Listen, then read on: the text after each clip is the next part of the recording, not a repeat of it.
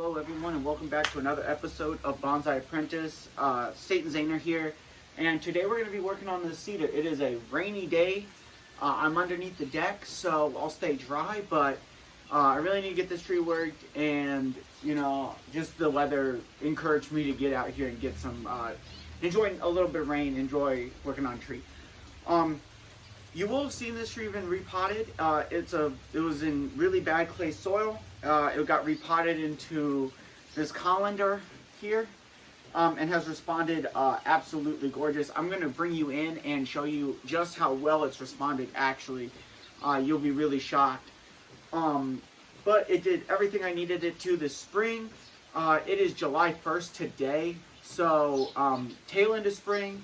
We had very little browning on any of the leaves, just a couple here and there on some of the older ones too, which is normal, but we had a ton of little stuff inside push out, a whole bunch of new buds come out. So this tree is going to get worked, and it's going to have a lot of work to it, and it's going to be done in a lot of stages actually on this tree today. So you're going to see a lot of time lapses where it's, I'm going to talk about what I'm doing, show you a little bit of what I'm doing, and then it's going to be just me doing that work and enjoying it.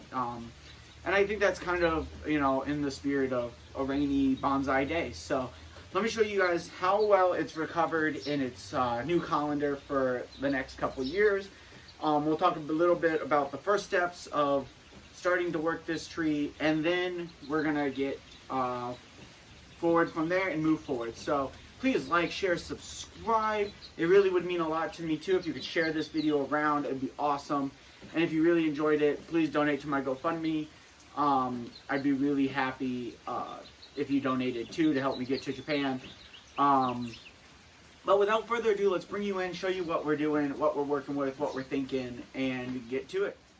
Okay, so here we are in the colander. So you can see when we repotted it, it was buried about up to here in soil. We cut off some major high roots that weren't helpful to these lower Nabari roots. You can see we got some very thick inverse taper here, which we'll be trying to deal with today. And you can see too, towards the top, we have some very thick inverse taper, which we're going to be working this. It's all going to be dead wood under here. So we're going to be cutting back, seeing where it's at, maybe splitting it. I don't know. We'll see what it looks like here and there. So yeah, you can almost see the soil level where it hasn't quite adjusted is really red versus that nice bark. So that's not what we're here for. We're here to look at where these roots are.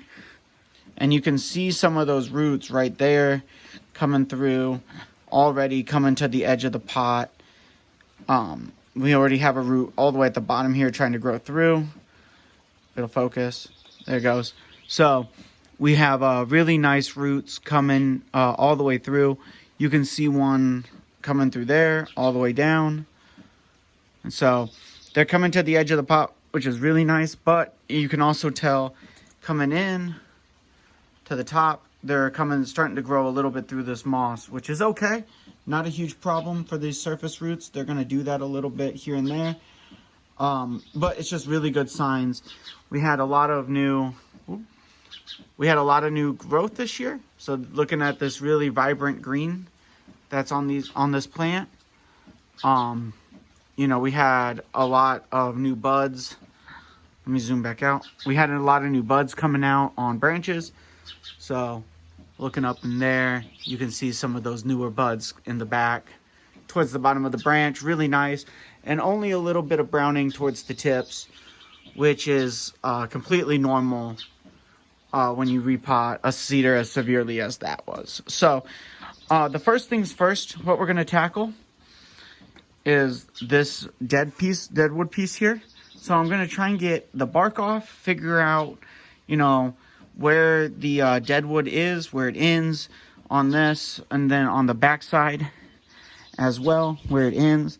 So that'll be step number one for this tree. So hopefully we can get that going and see how far that extends into the bottom and not cut too, I don't want to disturb these live veins as much as possible today, but we'll see.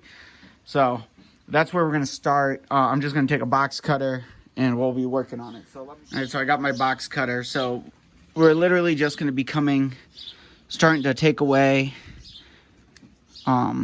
what we know is dead. So obviously this branch is going to be dead. So just kind of peeling it back, taking care, trying not to nick. You know, we're trying to find that live vein, get rid of some of this bark. It's nice that it's been raining. So we're just going to keep working at it.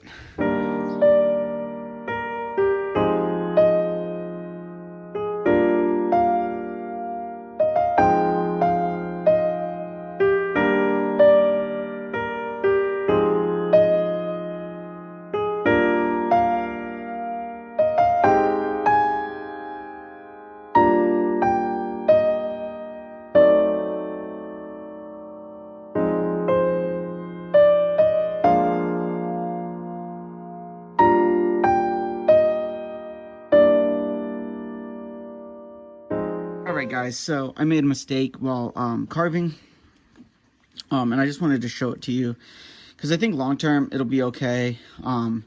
It's just going to change drastically when I approach the rest of this tree, unfortunately. So when I was carving, in my time lapse, this chunk flicked off as well, which means that now this whole top of this tree is not connected to anything, and it's just gonna wither away and die. Now I'm looking at this and I'm thinking, okay, well, that doesn't necessarily bode the best for the style tree I had in mind, but I think long term, what it's given me is the opportunity to increase this deadwood feature and not have to worry about how to fix my inverse taper. It's still not ideal. I think what happened was because of all the rain, it was just so swollen, it just all came off together. Which that's on me, not paying enough attention. So I just wanted to give you guys that update. It's going to change how I approach this now, because this top part is now just going to be cut off, probably with some of this left to gin. And we will just be styling with this half of the tree, which is fine. You know, now unfortunately I'm going to remove that top, grab my branch cutters. Like I said, I just wanted to show you guys, because like I said, you just end up making mistakes, and like I said, things happen, so it is what it is. I'm going to leave this fairly tall, so it'll probably still be out of frame once I get all this off. So give me one sec. Show you guys what I've got here. That's what we're going to be left with. As far as the gin roughly is going to look. So that'll all be one deadwood feature on this side of the tree, which again, I don't think will look bad. I think long run could be a great feature. But I'm just disappointed that at the moment I wasn't paying enough attention. So we're gonna go. I'm just gonna rip that off.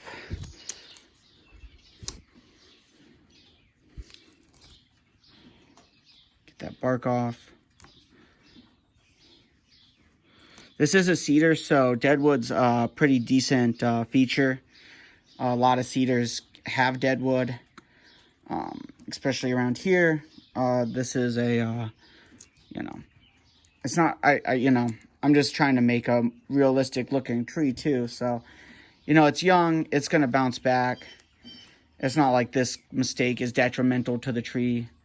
It's just disappointing that, I wasn't careful enough. And I think that's a lesson we can all learn, and a lesson that, you know, is worth everyone's time having. So, yeah.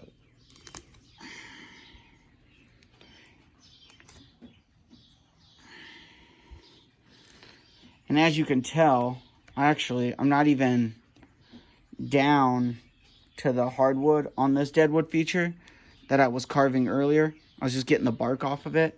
So what we will do, though, is go back and get in there and make sure we actually get all the way down to the hardwood, which is apparently still below. So it's just going to be harder to get to. But now that that's there, what I can do is make sure I can get there with my box cutter. And just make sure that I'm getting a tight cut too. So we are getting some beautiful striations though. I'm really liking how this is looking.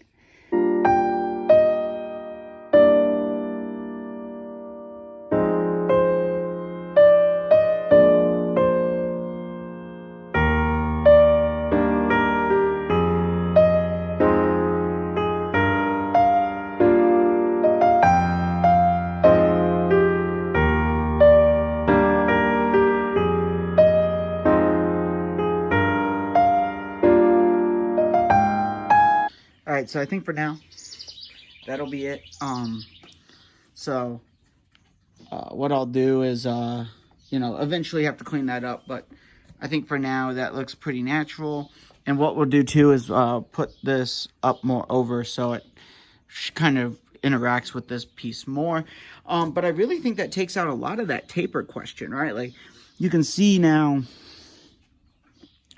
the bark is, it's taken out a lot of that inverse taper only at a few angles. Like this one doesn't look thicker right here than it does at the base. Because if you start to turn it, it's like, oh, look at that. Almost, it almost is the same. Maybe a little bit thicker here.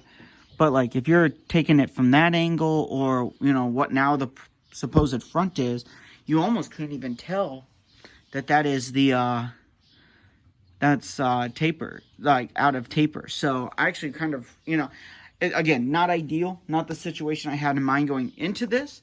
But, I mean, if I'm going to screw it up, I might as well screw it up and make it look better. So that's that. And what we'll do is we'll come back and start working on that. All right, so the next step is to raffy this branch. After screwing up, I believe that raffy is necessary already. So that'll be our next step, is adding raffy to this still alive branch. I have an older video that I'll insert about how raffy is made. And then this is just stuff that I've already had pulled out, ready to go. So soaking, it's nice and plump. So I'm thinking I'm probably only going to need one. And I'm going to take it up this branch here. So when we come in, I'll have it tied around the bottom. And raffy is literally just to help protect the tree. So it's literally just used to protect the bark from, the wire marks as you apply it. And because I'm going to be using some pretty heavy wire, I want to have it in. So I'll bring you close up, zoomed in, show you what I'm doing. Okay, so right now I just have it literally tied up. There's nothing to it. And so because I want to bring the branch this way, like forward, so I want to bring it that way, what I'm going to do is take my raffy and we're going to go this way with it. That way I can have it nice and tight along the bark. Come up and over this other branch. And I think this will only take maybe 1 or 2 pieces. And you just want it to lay flat and tight right around the bark. Okay? Right? Nice and tight. Overlapping by a few strands. Just so you can have good connection. If you get to like a branch where you need to split it to go around, you can. Just make sure that you bring it all back together at the end. So you continue your nice tight wrap. Now I'm going to take it up this front one to start. And then if I decide I need to take another piece on the other side, I can always do that. So, and after I get to a certain point, I know I won't need it because the branch will be thin enough to just bend without needing this protection. And so once I get to this next point, I'm just going to tie it off. And the way to tie it off, so you take half, take half around, and then you can just tie a knot in it, and that will keep it nice and tight right where you want it. And what you can do later is come back and cut these pieces off with your scissors. Make it look clean before you add the wire, which I will just do. So we've cut it, boom. Keep it nice and tight looking.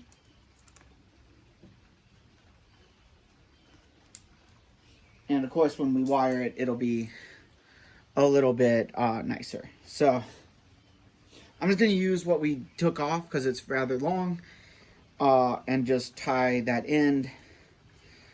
And so there we have our Raffi on the tree. So now we can start putting our heavy wire on. For this, we've got some heavy copper wire. It's heavy. And we're just gonna start to position this branch in, and we're gonna take part of this up the gin, so that when we wrap it, it can have a nice connection there. So let's kind of come. I think we're gonna take it over this branch here, which I don't think we will keep, but I would rather be safe than sorry. I'm going to take this up and over.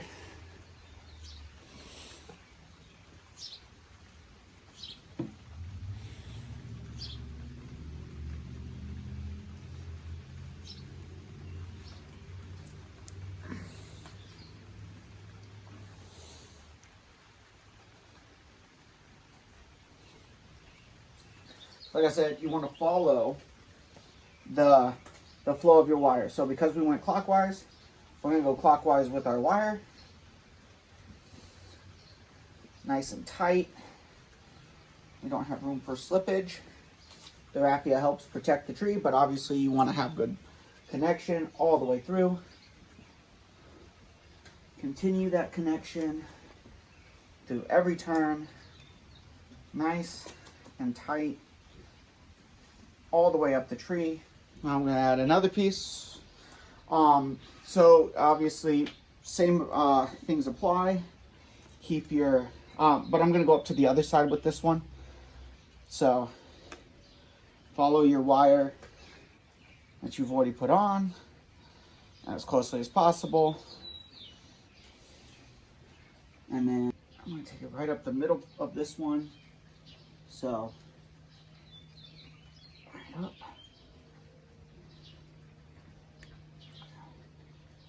Like I said, maintain good contact, support your tree, support the wire as you go up so that it holds. Okay. So that should hold fairly well. So what I'll do now, cut off the larger pieces that aren't being used.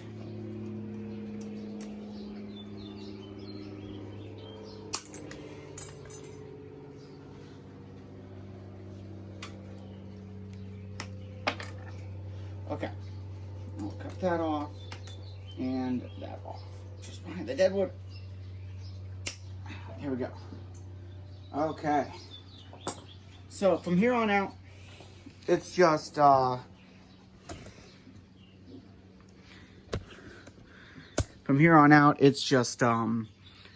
know, wiring each of these individual branches, putting them in place, and trimming some of the foliage. So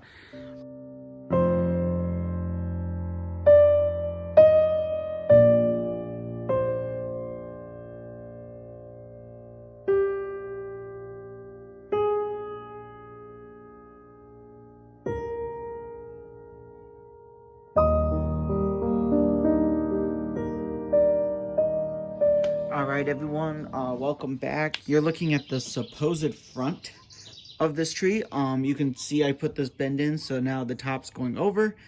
That's going a little bit more that way. And so we're interacting with this dead wood and kind of hiding it. Eventually, some of this will get wired down. It just needs to grow out more. As you can see, I took a lot of foliage off. Not just because I removed half of the tree on accident, but also just because parts of that were really heavy, I needed to lighten up, like the tops and the apexes. So I had to really come and cut a lot of that out to start to create more pads. And obviously it's not perfect, but it's still in recovery. So I wanted to leave as much as I could while setting it up for the future. And I think we've done that with this tree so far today. Looking forward, we're going to start to really see these branches compact and start to get a lot of foliage in tight clusters. And then probably by the end of summer, maybe even early fall, we'll be able to go in and really start to define these pads. And I think we'll get to a place that looks really good. Obviously, like, I want this branch to grow out more so I can set a pad here. So that part I didn't even touch. Same with these. I kind of want to be able to bring them to the side a little bit more, give us a little bit of depth, hide this, but leave us a nice trunk line. So we are. And so this will just go on the bench just like this. It'll get heavily fertilized this year. And hopefully that leads to a really good spot for this tree in the coming next couple of years. I think we're probably 5-6 years away from this tree maybe even becoming a very good show tree or something like that. So I think this tree has a lot of potential. Even with me killing off that back branch, I think it's got a ton of just possibilities to work with. That taper obviously can be thinned, and once this live vein recovers really well, we can go in and maybe dig a little bit more and find where it's connected and whatnot. But for now, it's growing new roots. It pushed a lot of really good foliage this year. So far this tree has reacted perfectly to what I've done, and hopefully it'll continue to do so. So one last turn.